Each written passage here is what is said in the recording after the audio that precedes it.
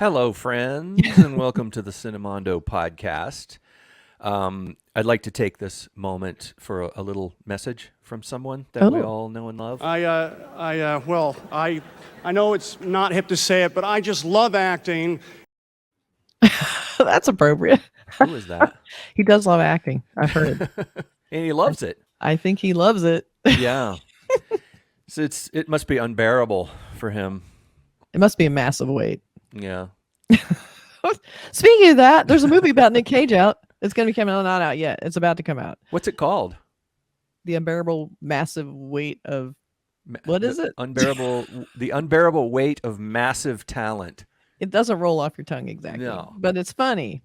But it's like a heartbreaking work of staggering genius and the unbearable lightness of being. Yeah, it's kind of, and you know what I like about it is, we all talk. I love Nic Cage. I think we all love Nic Cage because when he's on the screen, you can't take your eyes off the guy. Whether you think the movie's good or he's good, whatever, he is magnetic. Yeah. He is fully invested. I mean, he just has no filter. He's just on. Like you get the Nic Cage thing.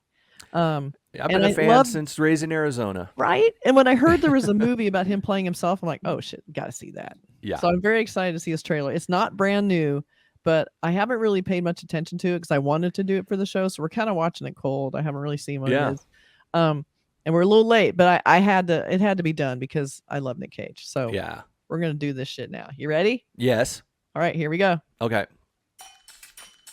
Nick, you've been living at the Sunset Tower for over a year. They love having me there. You owe them $600,000. Okay, I'm gonna deal with all that, but I'm gonna get this next role.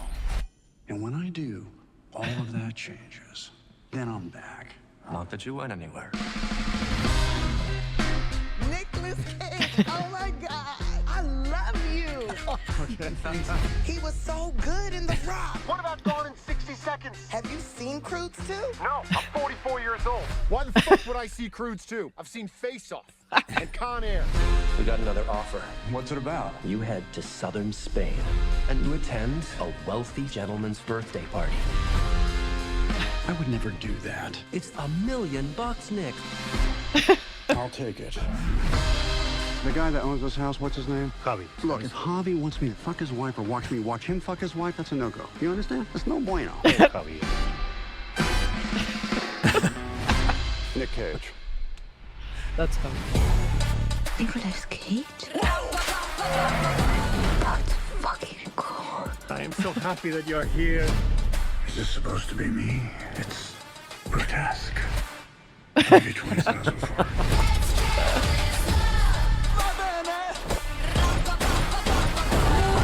What have you got there? Divine inspiration. I'm paranoid. Let's just get up on the count of 3 and run. They're coming! Grab my hand. You're heavier than you look. I have a very big head. You go!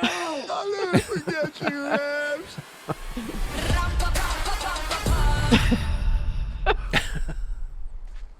Mr. Cage? It turns out we could have just walked around.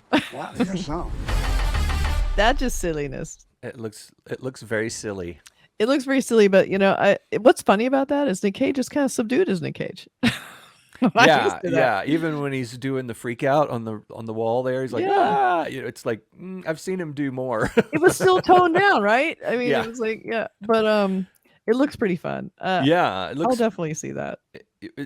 Meta is the word, but I wonder, does Pedro Pascal play himself in this, or does he play he plays somebody, and Neil Patrick Harris is not playing Neil Patrick Harris? No, I guess not. Or are some of the people playing themselves and some are not playing themselves? That is such a good point. We haven't seen the movie, so that's one of the things that always fascinates me about films, and I've talked to actors about it, and they kind of some of them have been kind of like, wow, I never thought about that.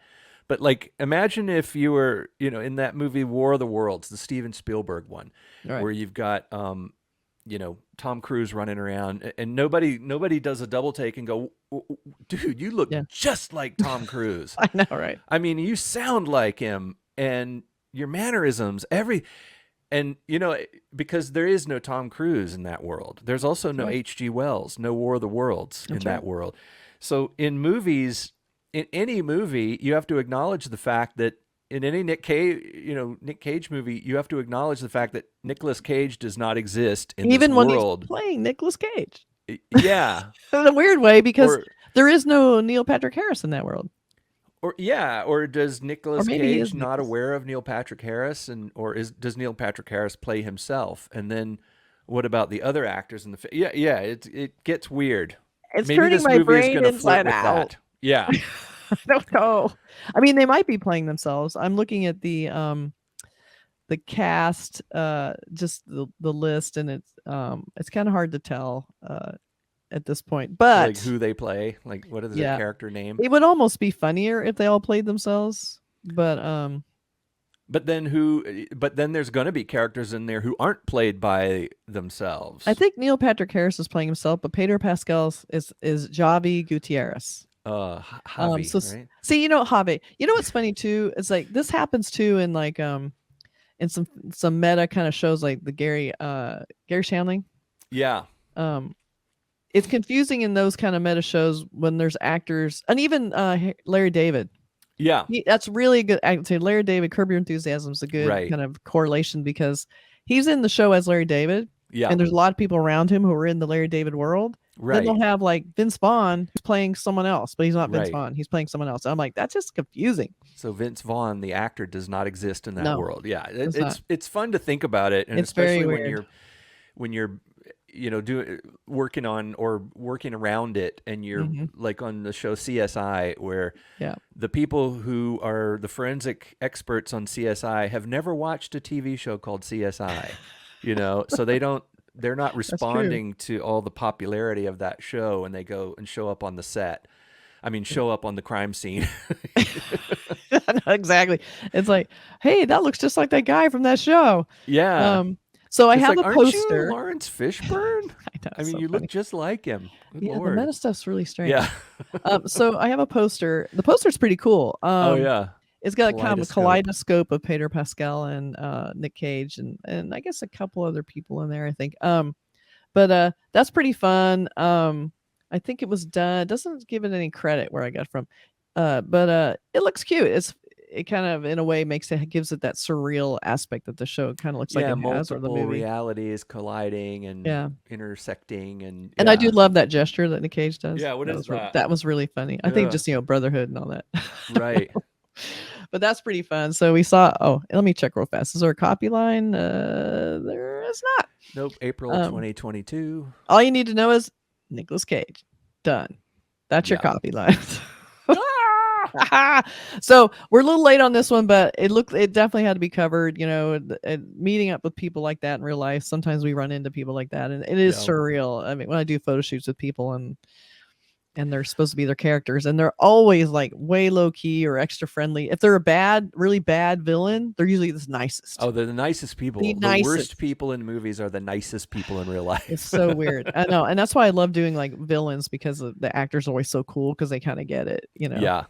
But yeah, when you work on a lot of films and you spend all these long hours and these, you're up late and you're doing night shoots and everything is sort of surreal because you've been working so much and you're hungry and you're tired and you're sleepy and you start having all these thoughts and a lot of weird things come up, and there's been some late nights where you're hanging out with the actors or whatever, and you start talking about these weird meta things, these existential things about what are we doing? What is a movie? Why do we like movies? We like watching other people pretend to be other people. Well, that's the weird thing when you think about it, because they have their whole life is being someone else. It's very strange, and so a lot of them aren't comfortable at photo shoots because they're not in character, but they're supposed to be acting like their character. So it's a lot of actors don't like doing that. And they're very uncomfortable with it.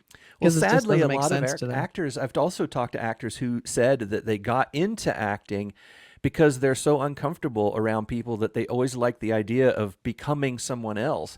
Yeah. And so when they're acting, when it's purely acting and they are someone else in the film, they're comfortable.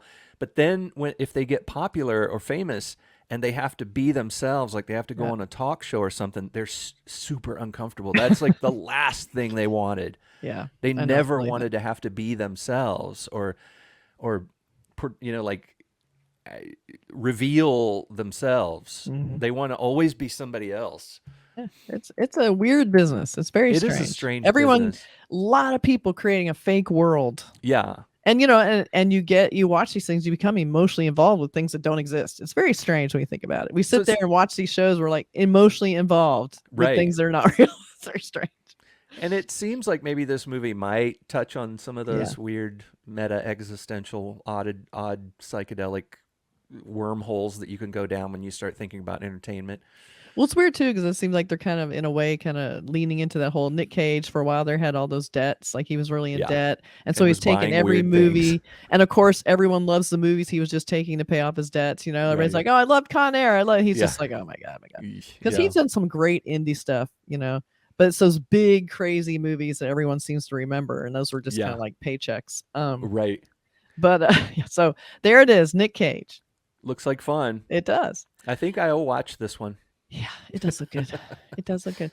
So be sure to do this. Please like, comment, and subscribe. Oh, I forgot to use the fun one. Oh, that's okay. That one's okay too. That one's good too. But we would really like to hear what you guys think about it. And have you thought about this weird existential shit that goes on in meta movies like this? Have you ever gotten that weird feeling when you're watching a film, like, how come nobody recognizes that person as the as a superstar? I know, 'cause they're so famous.